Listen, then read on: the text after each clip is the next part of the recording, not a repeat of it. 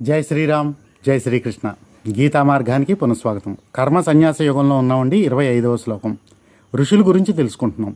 లభంతే బ్రహ్మ నిర్వాణం ఋషయ క్షీణకల్మష చిన్నద్వైత యతాత్మన సర్వభూత హితేరతా. ఇది శ్లోకం.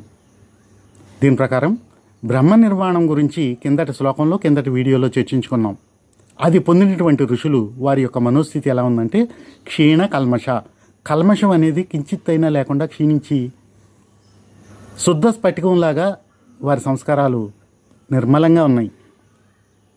అలాగే చిన్న ద్వైత, సంశయాలు నివృత్తి చేయగలిగి ఉన్నారు. వారికి సంశయం అనేదే లేదు ఏ విషయంలో కూడా. మన సంశయాలను కూడా నివృత్తి చేస్తారు. వారు సమాధానపరచగలవారు. యతాత్మన, పంచ జ్ఞానేంద్రియాల పట్ల వారికి గ్రిప్ ఉంది, కమాండ్ ఉంది. 1 మిలియన్ జీబీ ఉన్నటువంటి ఈ మైండ్ని ఉపయోగించగలరు. 500 అబవ్ పిక్సెల్ ఉన్నటువంటి ఈ కంటిని ఉపయోగించగలరు. అలాగే పంచ జ్ఞానేంద్రియాలు అన్నిటిని కూడా చాలా హైలీ కాన్సన్ట్రేటెడ్గా, ఎఫిషియెంట్గా వారు ఉపయోగించగలిగిన శక్తిని కలిగి ఉన్నారు ఋషులు. అలాగే సర్వభూత హితేరతాహ, సర్వభూతములకు హితం చేకూర్చివారై ఉన్నారు. మనం దేవాలయాల్లో చూస్తాం ఋషుల్ని. వారు కౌపీనం ధరించి రుద్రాక్షమాల, దండక మండలాలతోటి కూర్చుని ఉంటారు. వారికి ప్రత్యేకమైన పూజలు అంటూ చేయం, వారిని జస్ట్ గమనిస్తామంతే. వారే ప్రాతస్మరణీయులు.